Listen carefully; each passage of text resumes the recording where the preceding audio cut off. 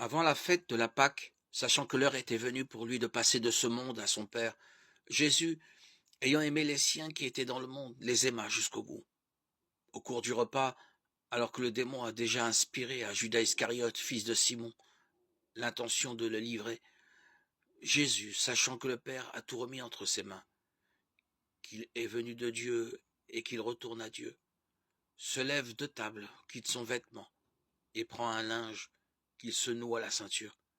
Puis il verse de l'eau dans un bassin, il se met à laver les pieds des disciples et à les essuyer avec le linge qu'il avait à la ceinture. Il arrive ainsi devant Simon-Pierre, et Pierre lui dit, « Toi, Seigneur, tu veux me laver les pieds ?» Jésus lui déclara, « Ce que je veux faire, tu ne le sais pas maintenant, plus tard tu comprendras. » Pierre lui dit, « Tu ne me laveras pas les pieds. » Non, jamais.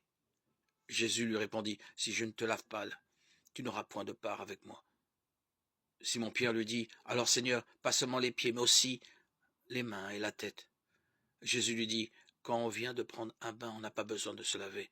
On est pur tout entier. Vous-même, vous êtes purs, mais non pas tous. » Il savait bien qui allait le livrer. Et c'est pourquoi il disait, « Vous n'êtes pas tous purs. » Après leur avoir lavé les pieds, il reprit son vêtement et se remit à table. Il leur dit alors, « Comprenez-vous ce que je viens de faire? Vous m'appelez maître et seigneur, et vous avez raison, car vraiment je le suis. Si donc moi, le Seigneur et le Maître, je vous ai lavé les pieds, vous aussi vous devez vous laver les pieds les uns aux autres. C'est un exemple que je vous ai donné afin que vous fassiez vous aussi comme j'ai fait pour vous. Amen, amen, je vous le dis.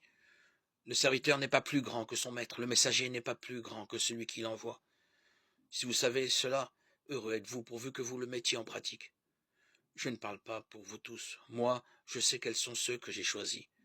Mais il faut que s'accomplisse la parole de l'Écriture. Celui qui partageait mon pain a voulu me faire tomber. Je vous dis ces choses dès maintenant, avant qu'elles n'arrivent. Ainsi, lorsqu'elles arriveront, vous croirez que moi, je suis. Amen. Amen, je vous le dis. Recevoir celui que j'envoie, c'est me recevoir moi-même. Et me recevoir, c'est recevoir celui qui m'envoie. Jean 13, 1, 20.